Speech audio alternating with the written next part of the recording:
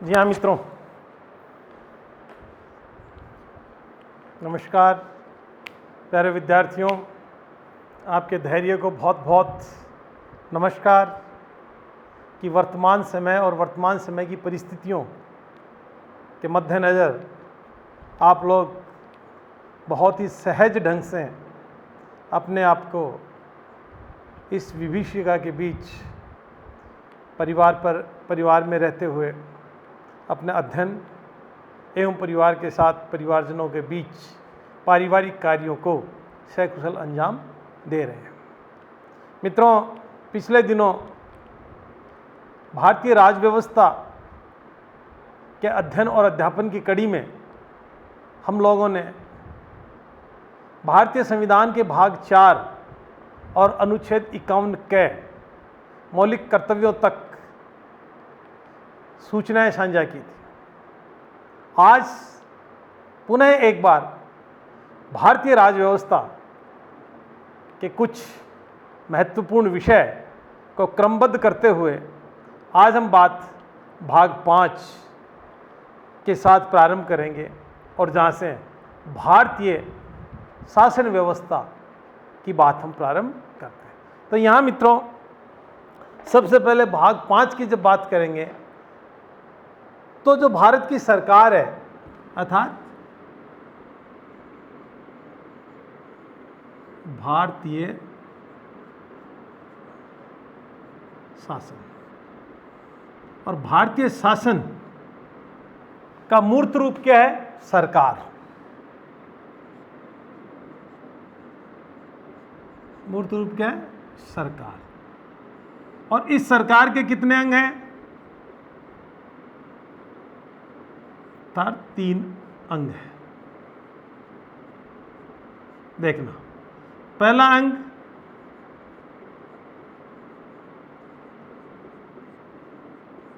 कार्यपालिका,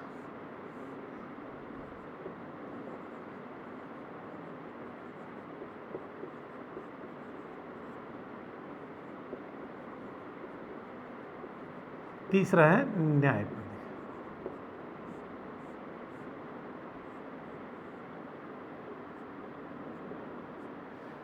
कार्यपालिका, व्यवस्थापिका और न्यायपालिका, ये तीनों अंग मिलकर भारतीय शासन व्यवस्था को मूर्त रूप प्रदान करते हैं। उसे व्यवस्थित करके राष्ट्र के लिए, देश के लिए, राज्य के लिए वो प्रबंधन का कार्य करते हैं। अब देखिए, कार्यपालिका की जब बात करें तो यहाँ पर 2 प्रकार की कार्यपालिकाएं होती हैं। एक नाम मात्र की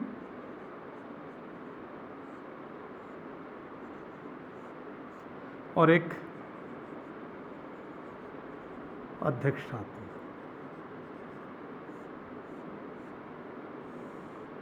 नाम मात्र की और अध्यक्षात्मक। जो अध्यक्षात्मक कार्यपालिका होती है वो एक निश्चित समय के लिए चुनी जाती है। उस समय अवधि में सिर्फ कार्यपालिका अध्यक्ष को महाभियोग के अलावा किसी प्रकार से नहीं हटाया जा सकता है। दूसरी, ये जो नाम मात्र की कार्यपालिका है, ये कार्यपालिका भी स्वयं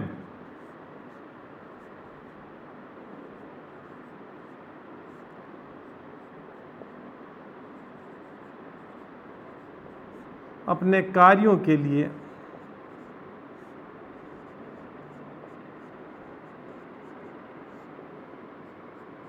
क्या नहीं होती है? जिम्मेदार नहीं होती है।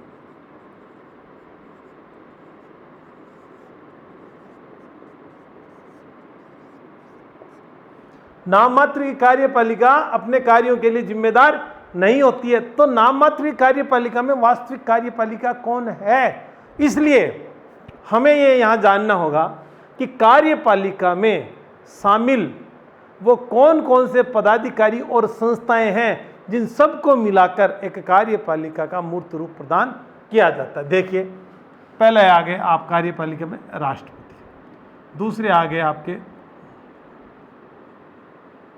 उपराष्ट्रपति, राष्ट्रपति, उपराष्ट्रपति, प्रधानमंत्री राष्ट्रपति, उपराष्ट्रपति, प्रधानमंत्री और मंत्रिपरिषद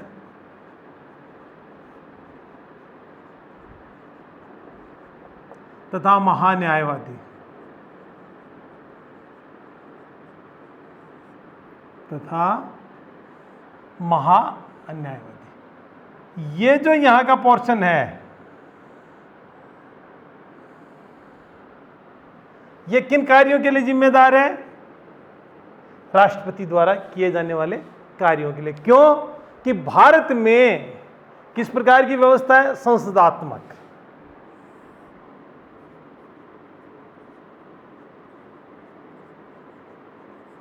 और सामूहिक उत्तरदायित्व। सब एक के लिए और एक सबके लिए। तो संसदात्मक का मतलब कि संसद के लोक सदन में कौन व्यक्ति प्रधानमंत्री बनेगा? बहुमत प्राप्त। भारत में कैसा है? जनतंत्र। कहने का मतलब जनतंत्र होने के कारण शासन का या शासन के संचालन का अधिकार अधिकांशतः जनता के हाथ में होगा। अर्थात जनता के द्वारा निर्वाचित प्रतिनिधियों का जो बहुमत होगा वह व्यक्ति क्या बनाएगा? लोक सदन में बहुमत प्राप्त व्यक्ति प्रधानमंत्री बनाएगा। कौन होगा? मंत्रिपरिषद का अध्यक्ष होगा। तो यहां कहने का मतलब कि लोक सदन में जिस व्यक्ति का बहुमत होगा वो प्रधानमंत्री होगा, और यहां संसदात्मक लोकसभा के प्रति ये उत्तरदायी रहेंगे। लोकसभा में अगर बहुमत नहीं है तो आपको मंत्रिपरिषद अर्थात सरकार छोड़नी पड़ेगी। लोकसभा में बहुमत आ गया तो आपको प्रधानमंत्री के लिए पद के लिए आवश्यक रूप से आमंत्रित है। इस प्रकार ये थोड़ा सा हल्का सा अपन ने घुसने का परिचय किया है इस पाठ में। अब हम बात करते हैं एक्चुअल में जो है किसके बारे में? राष्ट्रपति के बारे में। कार्यपालिका के अध्यक्ष होने के नाते और हम राष्ट्रपति के ऊपर कुछ बातें करेंगे। तो पहले बात 30 मार्च राष्ट्रपति की जब बात करेंगे हम, तो यहां एक बहुत सिंपल सी बात है कि 30 अप्रैल 1947 को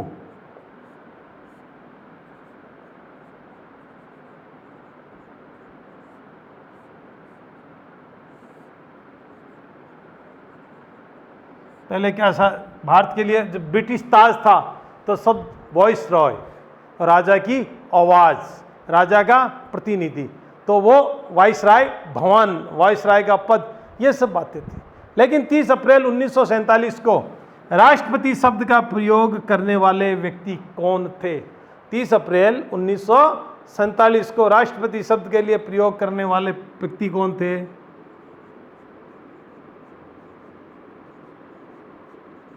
श्यामा प्रसाद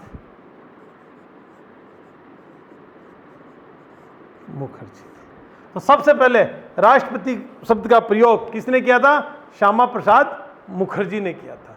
तो राष्ट्रपति शब्द का प्रयोग करने के साथ, क्यों कि ब्रिटिश सरकार के द्वारा जो पदाधिकारी थे उन पदाधिकारियों के लिए जो शब्दों का प्रयोग किया जाता था, उनके अलावा भारत के ताज या भारत के सर्वोच्च पद के लिए जो शब्द का प्रयोग किया गया वो राष्ट्रपति था। और राष्ट्रपति शब्द का प्रयोग 30 अप्रैल 1947 को श्यामा प्रसाद मुखर्जी के द्वारा किया गया था। उसके बाद में एक नाम आता है घनश्याम सिंह गुप्त की अध्यक्षता में एक समिति गठित हुई। किसकी अध्यक्षता में?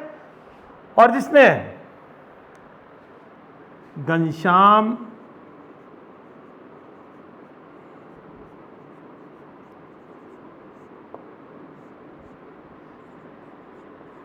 गुप्त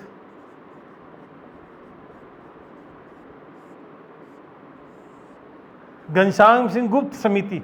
जब भारतीय संविधान का जब हिंदी में संस्करण प्रस्तुत किया गया, भारतीय संविधान का अंग्रेजी, हिंदी और उर्दू तीनों में संस्करण प्रस्तुत किए गए थे। नेहरू का जब उद्देश्य प्रस्ताव पढ़ा गया था तो पीछे के टॉपिक में हमने बात की थी कि उर्दू का संस्करण इनके द्वारा सदन के संविधान सभा के समक्ष पढ़ा गया था। वो मुस्लिम नहीं थे, वो हिंदू थे, जिन्होंने उर्दू में उसको बखूबी निभाया। तो यहाँ घनश्याम सिंह गुप्त समिति द्वारा जब हिंदी का रूपांतरण, हिंदी रूपांतरण किसका? संविधान का, तब उन्होंने राष्ट्रपति के लिए किस शब्द का प्रयोग किया गया था? प्रधान शब्द का।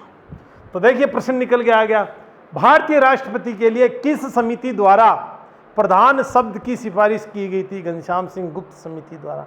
और घनश्याम सिंह गुप्त समिति द्वारा इंडियन प्रेसिडेंट ऑफ इंडिया या भारतीय राष्ट्रपति को किस नाम से संबोधित करने की वकालत की गई? तो यहां क्या निकल के आ गया? प्रधान। तो यहां हम कह सकते हैं कि राष्ट्रपति का पद इतना आसानी से तो नहीं आया है निकल के, क्योंकि उससे पहले काफी कुछ चर्चाएं ऐसी रही हैं जिसके ऊपर विद्वानों के विचार मंथन हुए और उसके बाद में इस पद को रखा गया। अगला देखिए, घनश्याम सिंह समिति के बाद में एक नाम आता है केटी शाह। और केटी शाह ने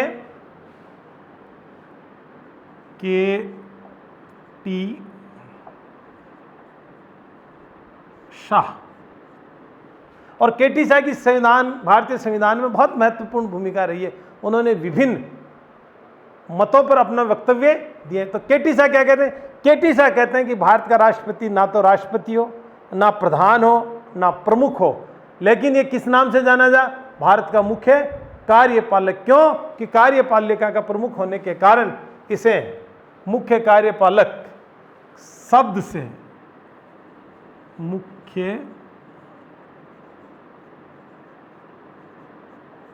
कार्यपालक